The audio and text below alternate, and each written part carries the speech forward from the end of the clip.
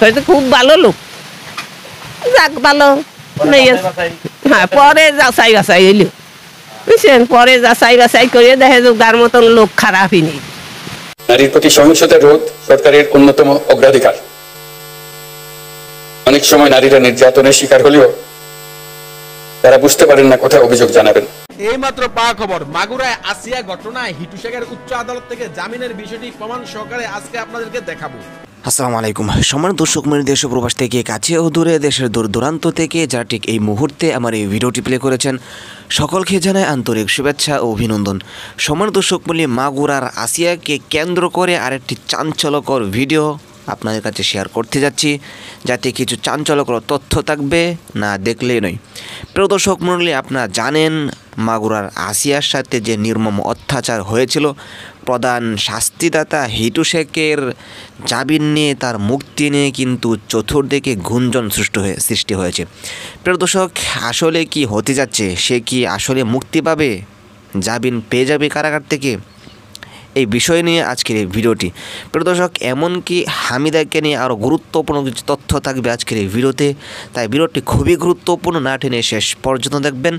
চ্যানেলে নতুন হয়ে থাকলে অবশ্যই চ্যানেলটিকে সাবস্ক্রাইব করে রাখবেন পরবর্তী ভিডিওর জন্য। প্রিয় দর্শক, তাহলে চলুন কথা না বাড়িয়ে একটি লাইক করে দেখতে থাকি সম্পূর্ণ ভিডিওটি। আদালতের লোকজন সত্যিটা যাচাই বাছাই করে হয়তো বা রায় ঘোষণা করেছে,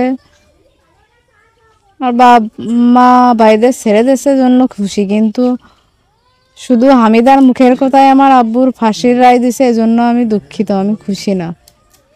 তো আমি হাইকোর্ট করব, করার পরে কপালে যা থাকে তাই হবে। আর তারা 1 লক্ষ টাকা চাইতেছে, তারা তো আমার বাবার ফাঁসির দিয়েই দিয়েছে, তা টাকা কি কোথায় পাবো? আমি যে টাকা দেবো তাদের, কিসের টাকা? যে টাকাটা ওই যে দাবি করছে যে। জি জি। আচ্ছা, তাহলে তারা আমার বাপের ফাঁসি থেকে বাঁচাই দিক, তাদের টাকাগুলো আমি দিয়ে দিবা না। টাকাগুলো আমি লোকজনের কাছ থেকে চাইছি, কিন্তু দিবা না। তাছাড়া তো আমাদের ঘর বাড়ি কিছু নেই যে সেইগুলো বিক্রি করে তাদের টাকা দেবো। তারা একটা জীবনও নিয়ে নিচ্ছে, আবার টাকার আবদারও করতেছে। তাহলে তাদের এটা লোভ, জনগণ তো তাদের অনেকই দিছে, অনেক কিছুই করেছে তারা। এখন কি বলতে চাও তুমি?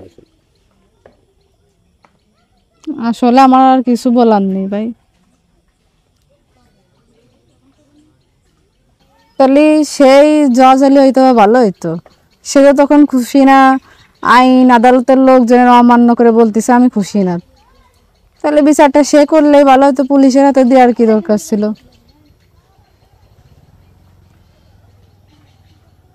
আমার ভাই মায়ের যদি কোনো দোষ না থাকে, তাহলে আদালত তাদেরকে এমনি শাস্তি দিবে?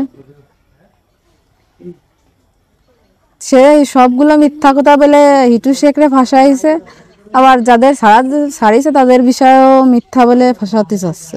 প্রিয় দর্শক, আশা করি সম্পূর্ণ ভিডিও দেখে আসেন। ভিডিওতে যে বিষয়গুলো দেখলেন, আসলে এই বিষয়ের উপর আপনার কি মতামত থাকলে অবশ্যই আপনাদের মূল্যবান মতামতগুলো কমেন্টে জানিয়ে দেবেন, এমনকি ভিডিওটি শেয়ার করে সকলকে দেখার সুযোগ করে দেবেন। প্রিয় দর্শক, আজকের মতো এখানে শেষ করছি, আবারও দেখা হচ্ছে পরবর্তী ভিডিওতে।